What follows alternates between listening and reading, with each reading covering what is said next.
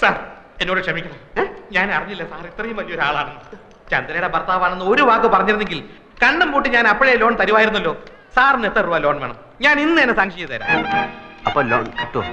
ഞാൻ ഈ വർക്കീസാണ് പറയുന്നത്. നാളെ രാവിലെ ബാങ്കിലോട്ട് വാ, ലോൺ ഞാൻ ശരിയാക്കി തരാം. സാർ ഒരു ഒറ്റ ഒപ്പിട്ട് തന്നാൽ മതി. എന്റെ കുഞ്ഞുങ്ങളാണ് സത്യം. അല്ലെങ്കിൽ വേണ്ട, ഫോം ഞാൻ ഇങ്ങോട്ട് കൊണ്ടുവരാം. വേണ്ട, ഞാൻ അങ്ങോട്ട് വരാം. എന്നോട് ഒരു വിരോധവും മനസ്സിൽ തോന്നരുത്. സാറിന്റെ ചന്ദ്ര ടെക്സ്റ്റൈൽസ് കമ്പനിയുടെ മുഴുവൻ അക്കൗണ്ടും ഞങ്ങളുടെ ബ്രാഞ്ചിലാണ്. ദയവ് ചെയ്ത് അതൊന്നും പിൻവലിക്കരുത്. ബ്രാഞ്ച് പൂട്ടിപ്പോകും. ബാങ്കിന്റെ ഭാവിയല്ലേ സാർ ഞങ്ങളുടെ ഭാവി. അതൊന്നും പേടിക്കണ്ട. ലോൺ ശരിയാവോ? എന്തിനാ സാർ സംശയം? വർഗീസിന്റെ വാക്കാണിത്. അപ്പൊ നാളെ ഞാൻ ബാങ്കിൽ വരാല്ലേ? അയ്യോ, ധൈര്യമായിട്ട് വരണം സാറേ. ഞാൻ മനസ്സമാധാനമായിട്ട് പൊയ്ക്കോട്ടെ.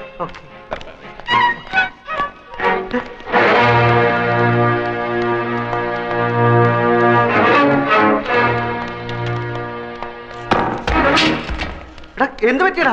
എന്ത് നമ്മൾ ഈ പെട്ടിയിലെ സാമാനങ്ങൾ വിൽക്കാൻ നോക്കിയ चंद्रा कौन है? What's the matter? कौन है Chandra? Chandra, she's my wife. ये बैग तुम्हारा है? It's my bag. It's my bag. देखिए, इसको हमने इस बैग के साथ एक अजीब हालत में पकड़ा है और इस पर जो टैग लगा है वो हॉस्पिटल का है। It's my bag and he's my servant and he's bringing this bag. But he looks like a thief. Not only his face, but his father's face is also looks like a thief. Thank you very much, sir. Oh, I see. Thank you very much. Thank you for the bag. चलो चलते हैं. ഒറ്റ മുക്കാല് കയ്യില്ലാത്തോണ്ട് കിട്ടുന്ന നാട്ടെ വെച്ചിട്ട് ഞാൻ പടച്ചോനെ കണ്ടു. ഏത് പഠിച്ചോ? എടാ, ഞാൻ കുറച്ചു മുമ്പ് പടച്ചോനെ കണ്ടു. ബാങ്ക് മാനേജർ രൂപത്തില്. ബാങ്കിൽ ചെന്ന് ഒപ്പിട്ട എത്ര ലക്ഷം രൂപ ആണെങ്കിലും കിട്ടും. 4 ലക്ഷം ഒന്നും അല്ല. നേരാണോ നീ താങ്ക് യു. അയാൾ വിചാരിച്ചിരിക്കുന്ന ഞാൻ പെണ്ണിന്റെ ഭർത്താവാണെന്ന്. അതുകൊണ്ട് ഈ ലോൺ കയ്യിൽ കിട്ടുന്നിടം വരെ ഞാൻ ഈ കളി തുടരാൻ പോവാണ് മോനെ. ഇനിയിപ്പെങ്കിലും നല്ല ബുദ്ധി തോന്നിയല്ലടാ മോനെ.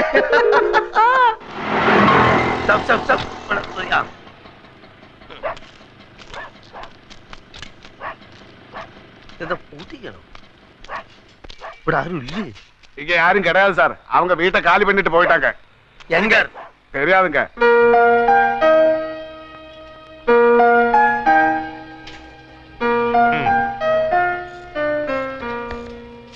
ഈ കാശ് കൈ കിട്ടാൻ എത്ര നാളാവും? ബാങ്കിന്റെ കുറച്ച് ഫോർമാലിറ്റീസ് ഒക്കെ ഉണ്ട്. ഹെഡ് ക്വാർട്ടേഴ്സിൽ നിന്ന് ഓക്കെ വരണം. ഞാൻ റെക്കമെൻഡ് ചെയ്താൽ പ്രശ്നമൊന്നുമില്ല. എന്നാലും കുറച്ച് ഫോർമാലിറ്റീസ് ഒക്കെ എളുപ്പം വരുമല്ലോ അല്ലേ? സാറിന്റെ കാര്യത്തിൽ ഞാൻ ഉഴപ്പോ ഏറി പോയ ഒരാഴ്ച. മതി മതി. പിന്നെ ഞാൻ ആശുപത്രി വരാം. എന്തിന്? അമ്മാവിനോട് റെക്കമെൻഡേഷൻ. ചന്ദ്ര ടെക്സ്റ്റൈൽസിന്റെ അക്കൗണ്ട് മാത്രമേ ഇവിടെ ഉള്ളൂ.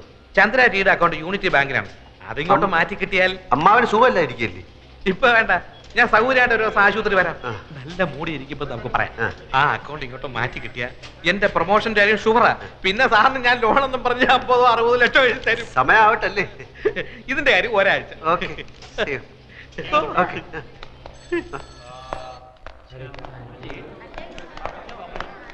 ഞാൻ കാത്തു നിൽക്കുകയായിരുന്നു. വർമ്മ സാർ ഉഷാറായി.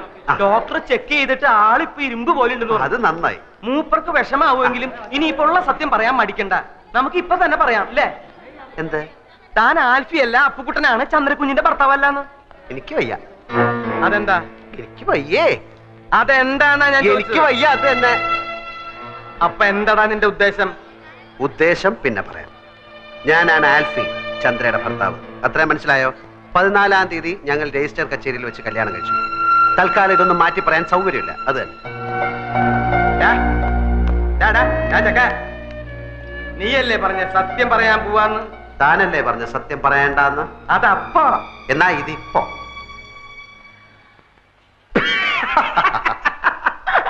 നിന്റെ ഓരോ കളികളെ. വാ നമുക്ക് പോയി പറയാം. താൻ എന്താ കിടക്കുന്നത്? അപ്പൊ നീ പറയില്ല അല്ലേ? ഇല്ല.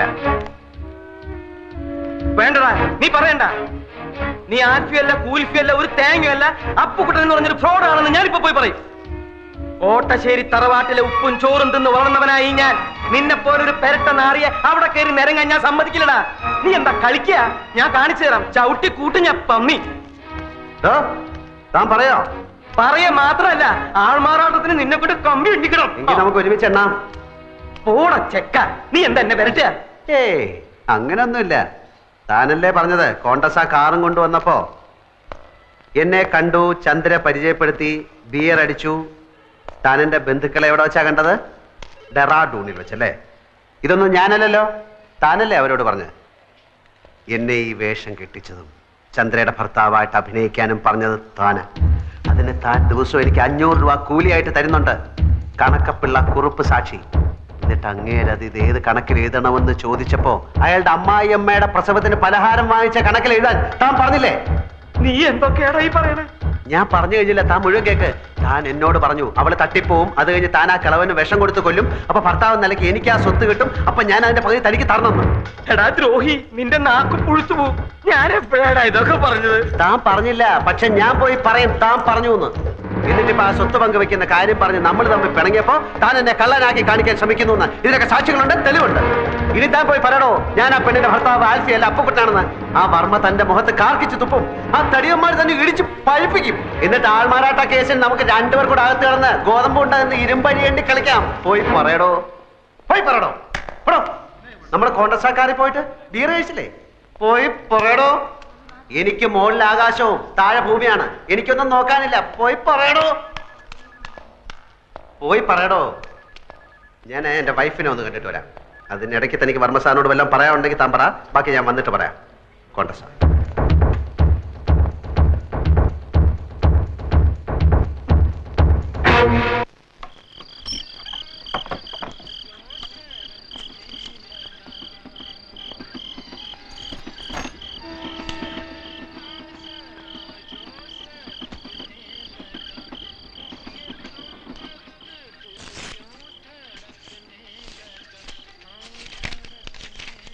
പ്രിയപ്പെട്ട ഏട്ടന്, ഏട്ടൻ എന്നാ ഇങ്ങോട്ട് വരുന്നത്? ഇവിടുത്തെ കാര്യങ്ങൾ കഷ്ടമായിക്കൊണ്ടിരിക്കുകയാണ്. എൻ്റെ കാതിലെ കമ്മൽ ഇന്നലെ വിറ്റു.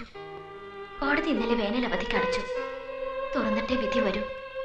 അച്ഛന് ഊണും ഉറക്കവുമില്ല. ചിലപ്പോൾ ഒറ്റയ്ക്കിരുന്ന് കരയുന്നത് കാണാം. എന്നും ചേട്ടൻ എപ്പോഴാ വരുന്നതെന്ന് ചോദിക്കും. ഒരു സമാധാനത്തിനെങ്കിലും ഒരു എഴുത്ത് അച്ഛൻ എഴുതണം.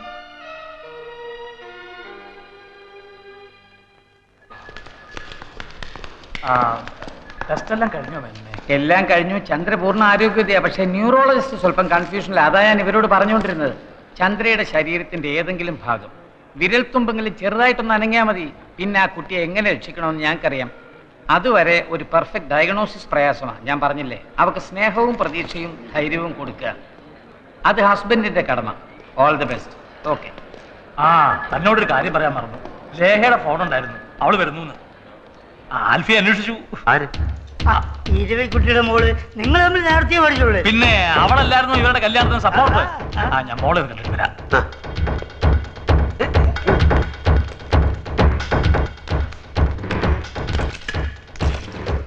പുത്തൻകുരിശ്? പുത്തൻകുരിശ് എന്ന് പറഞ്ഞാൽ എറണാകുളത്തിനടുത്തുള്ള സ്ഥല. ഏതാ ഈ അവതാരം? എനിക്കറിയില്ല, അറിയില്ല, അറിയില്ല. എന്ന് വെച്ചാ എടോ, കണ്ണി ചോരയില്ലാത്തോണ്ട് തനിക്കറിയോ? ഞാൻ 3 ദിവസമായി പല്ല് കഴിച്ചിട്ട്, കുളിച്ചിട്ട്, ഭക്ഷണം കഴിച്ചിട്ട്, ഒന്ന് ഉറങ്ങിയിട്ട്. അതിനെങ്ങനെയാ ഉറങ്ങാൻ കിടക്കുമ്പോ താൻ എന്റെ മുമ്പിൽ ഭൂതം പോലെ വന്ന് നിൽക്കല്ലേ? ഞാൻ ഇനിയുള്ള സത്യം തുറന്നു പറയാൻ പോവാ. എനിക്ക് വയ്യ, വയ്യ, വയ്യ, വയ്യ. കോൺഗ്രസിൽ നമ്മൾ ബീർ അടിക്കാൻ ഡെറാഡൂണിൽ അച്ഛനെ കാണാൻ കോൺഗ്രസിൽ നമ്മൾ ഓടിച്ചിട്ട് കോൺഗ്രസിൽ നമ്മൾ വന്നില്ലേ? എനിക്ക് എല്ലാം ഓർമ്മയുണ്ട്. നമുക്ക് എന്താ ചെയ്യണ്ടേ? അല്ല, എന്താ ഈ കോൺഗ്രസ്?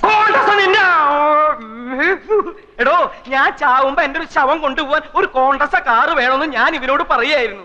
താൻ ചാവുമ്പോ തന്റെ ശവം കൊണ്ടുപോവാൻ ഞാനൊരു കോൺഗ്രസ കാറ് തരട്ടെ? അത് ഞാൻ ചാവുമ്പോഴേ. ഇനി ഇവിടെ നിന്നാ നിന്നെ ഞാൻ കൊല്ലും. എടാ പോടാ, എടാ പോവാൻ.